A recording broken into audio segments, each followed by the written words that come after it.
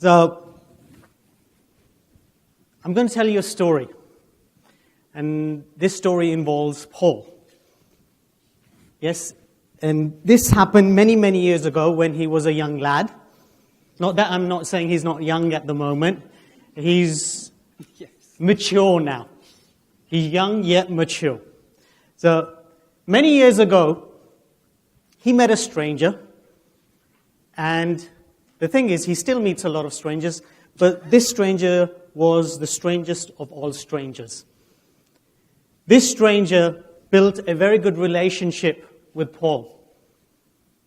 And at one moment in the relationship, he offered him 2 pills. The blue pill or the red pill. Now, Paul's reaction was, hey, I'm not into drugs.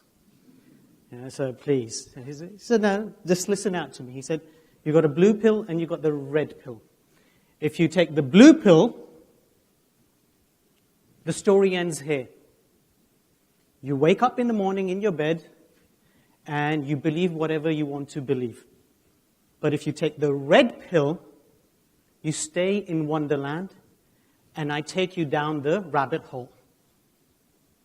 Deep down the rabbit hole. In other words, I will help you amplify your awareness. And we all over here are here today to amplify our awareness. At the end of the day, no matter what we do, we go outside, we help other people, assist them in becoming better at what they're doing through learning and development. But we all in this room are in learning. So in order for you to experience the red pill, so you can amplify your awareness, there's a small request I have from everyone. Yeah? And this requires a little bit of movement. This is what you'll need to do. Could you just scan around the room, please? Just scan around the room. Could you scan around the room? Focus on one person you have not met, you're not aware of, or you would want to meet them. Just that one person. Ideally, get off your tables, not on the same table. Okay? This is someone not in your company or from your group of companies. So, I would like you to find that one person, go to that person and talk to them. And for the rest of this talk, stay with that person on that table. Please, could you do that for me? I'll really appreciate it. Go for it. Thank you so much. Go for it, please. There's a lot of people you're not aware of. Just find that one person.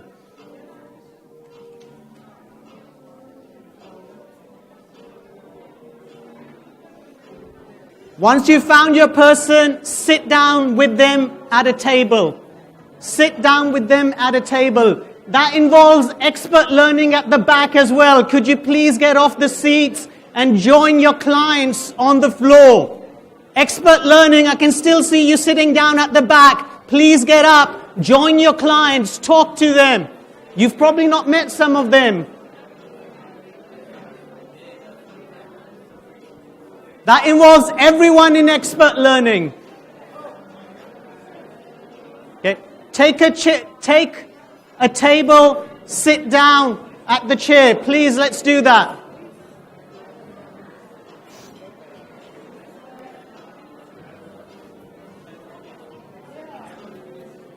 Excellent. So, could everyone sit down on a table with their partner? Could everyone please sit down on a table with their partner? Excellent. Excellent, excellent. So, here we go. Here we go. People at the back, you need to sit down. People at the back, you need to sit down with your partner, please. Expert learning, that doesn't mean you're going back, sit on your chairs. Go and sit with your clients. Okay, so here's the next thing. We are all here in learning and development.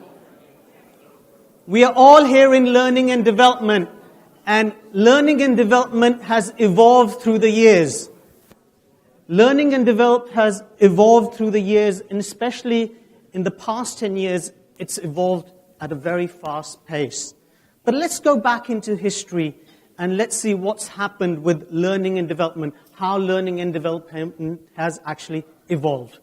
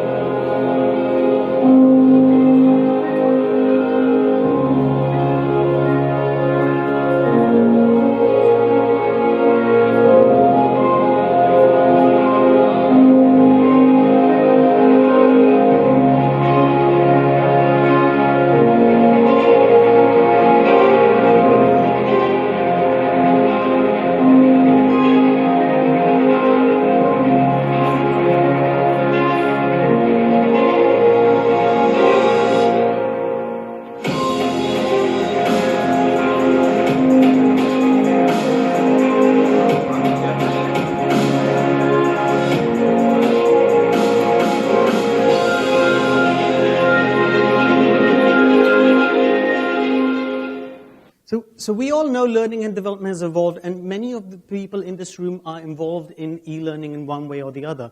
And while I was doing my research on e-learning, there was a number of facts which I discovered. And especially when it comes to, in regards to the time is spent to develop e-learning content.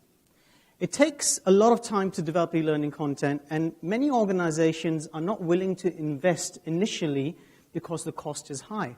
But in the long run, because of its usability, because the way it can be expanded, it actually mitigates the expense issue. But still, as we go on, learning and development is evolving. Technology is being used more and more every day. And 10 years from now, things are very likely to be different because of technology. And this is what I discovered while I was doing my research on what are the likely things which could happen 10 years from now.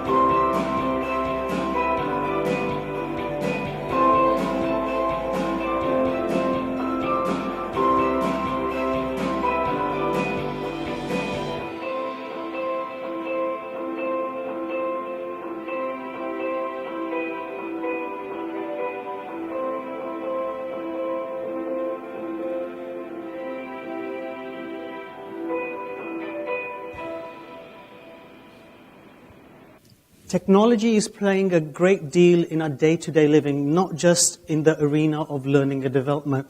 But because we're in learning and development, we need to be more aware of the impact that technology is going to have on all of us in this room, to our organization, to our day-to-day life. And the question which arises is AI here? Artificial intelligence. Some people believe artificial intelligence is here. Facebook has been doing experiments. There is the great super IBM Watson, and you've got the lovely robot Sophia, which was announced is the first, I think, Saudi national being assigned as. So a lot of things are happening in regards to that, and people are defining this as artificial intelligence. Now, learning and development is not going to be running away from this. It will have to one day integrate into it. But before you can integrate into it, we first need to understand what artificial intelligence is all about. So, on your tables where you are, here's a question to everyone. Just discuss it between yourself. What does artificial intelligence mean to you? What is artificial intelligence? Go ahead. Just talk amongst yourself, and then we'll just go around the room and ask some people what their views are on artificial intelligence. If you're lonely on your table, you can join another table.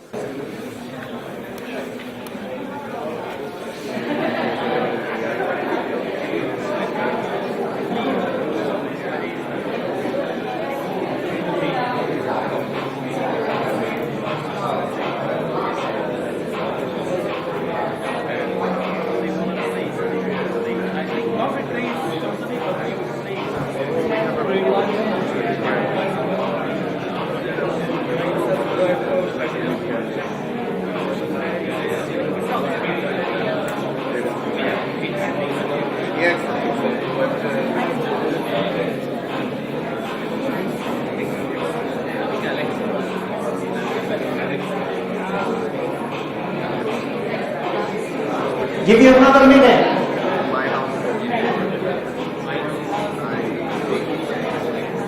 And quantum. The other thing is AI really artificial intelligence or artificial influencing? It is more than doing things for you. It is actually influencing at the subconscious mind level of the way we think, the way we consume, sometimes positive, sometimes negative. But it is actually, it is showing us a picture and forcing us or streaming our decisions in a particular way.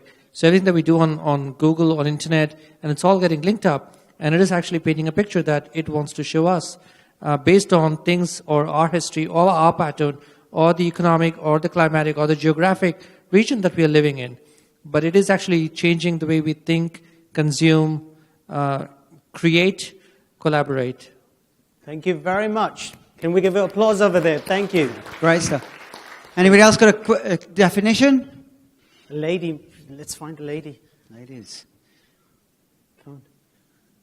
Everybody's going to shine. Yeah? Great. Have a go. Probably just simply put, the development of intelligence machines that think like humans. Okay, thank you very much. Yeah, cool. Okay, let's have one more. Come on. I think the front over here is feeling lonely. Paul, you need to come down. Yeah, let's go.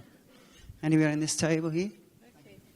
We discussed that me and my friend here say that we like natural intelligence more than artificial intelligence because at the end it's produced by human beings. However, it's still important to gather the data, analyze it by machines, and propose some solutions that at the end help the people. Thank you very much. So, while I was doing my research, I came across this definition by Google on artificial intelligence. And this is how they defined artificial intelligence as the theory and development of computer systems able to perform tasks normally requiring human intelligence, such as visual perception, speech recognition, decision-making, and translation between languages. Doesn't talk about creativity over there in any way whatsoever. But that's quite a deep meaning for artificial intelligence. Now, there's been a lot of debate, especially over the last few years, about artificial intelligence. And one of the people who speaks about artificial intelligence very openly are these two people. So they've got Elon Musk and Mark from Facebook. As you can see from the quote, Elon Musk is all about, yes, artificial intelligence is there, but we need to be careful about it. While Mark has a very different opinion to that. The question which arises is then, the great Dr. Stephen Hawking is also saying, when automation first came into play, it took away a lot of the jobs. And will artificial intelligence will be doing the same thing for the coming generation, for the people who are in this room as well? The question which arises for all of us in this room is this the death of the learning and development team? So, at your tables, if you could discuss that for a while, because of artificial intelligence, do you think, is this the death of the learning and development team? Please, give you a couple of minutes.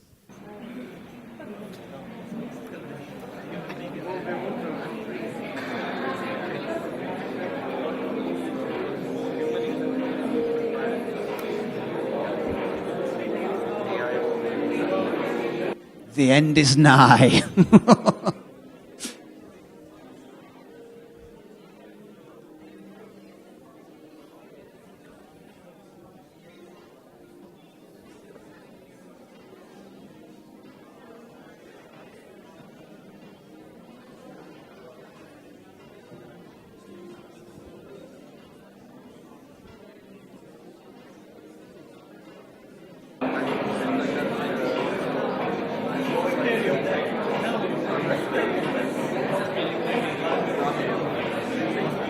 This is an intense conversation, believe me. This is intense. I'm keeping my job right now. We got some volunteers. Anybody want to talk to this? What about me, Paul? I do this for a living. Yeah, exactly. You're a braver man than me. Okay, guys, anybody got some feedback on here? This table? When am I getting changes to James Bond? Is it the death? Anybody want to talk about it? I love when people point fingers. Oh my God. No pressure. No pressure. AI is coming here.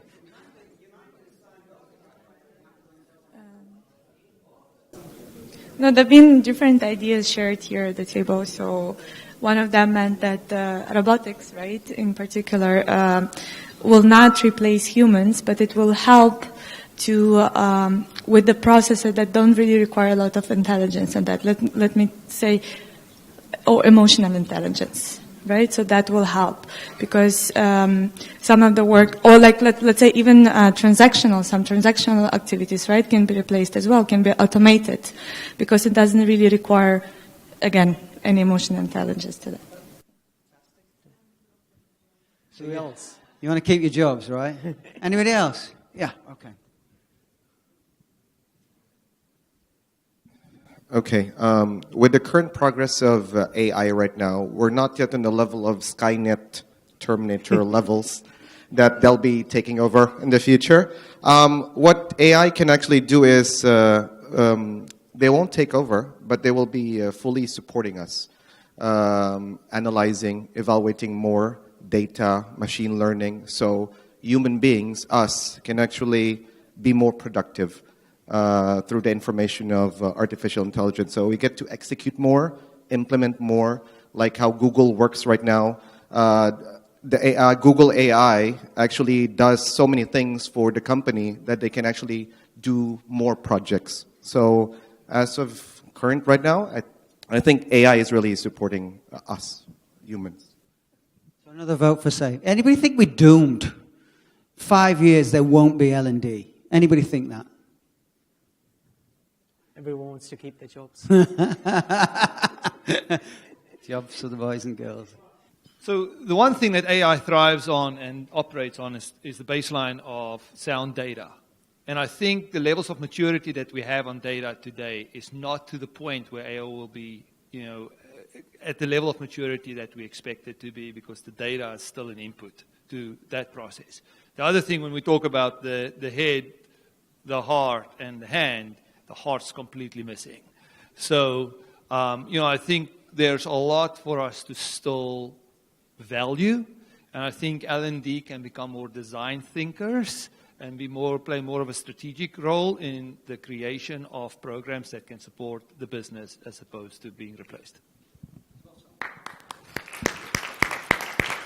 One more? Anyone else?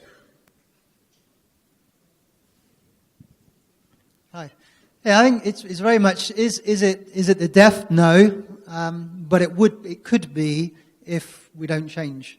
And I think it is very much around the mindset and accepting that life has to change. And I'm a retailer, so retail is a very traditional business, and L&D in retail hasn't changed much for the last 30 years. But it's starting to go through a transitional change now, but only with those people who have that mindset of change. And it's interesting you were saying earlier with the AI, but if you think back to, was it 1876, I think was the start of the first industrial revolution, and it was all about steam power. So in the middle it was in Philadelphia, and in the middle you had this steam-powered machine, and there were 6 million people that went along to see it, which was an amazing number at that age. And they all come away thinking the world's going to die. All the jobs are going to go, and it was change. And people were saying, I can't keep up with the pace of change. But of course, what happened was that actually it made huge improvements. So there was a massive population growth. Healthcare, welfare was much better. So absolutely, this is definitely going to help. It's just one of those transitional changes. But it's all about the mindset. You've got to go with it. Yeah? So we're safe. Well done. We're saved as long as we change. The digital revolution. Thank you very much. From my perspective, the way I see it, it talks about artificial intelligence. We talk about artificial intelligence. It's all over social media. One thing which is missed out, and which some of you have mentioned over here, is what about the heart intelligence? If we look at any one of you, if you look at in your life, there's a lot of things which our brain does a lot of data analysis, and the way we do our work tends to be very much the left brain focused. But when we look at some of those core achievements which we've done in our lives, you'll notice that it comes from the heart. There's this passion within our heart which drives us. And there is an institute called Heart Intelligence which focuses on seeing how the heart has its own brain. Yes, there's artificial intelligence, but the heart plays a massive part. The way I see it, we still have jobs. We still will be here tomorrow. This is not the death of learning and development. This is actually the improvement of learning and development. Thank you very much for your time. Thank you very much, Paul. Thank you, Rohit. Fantastic.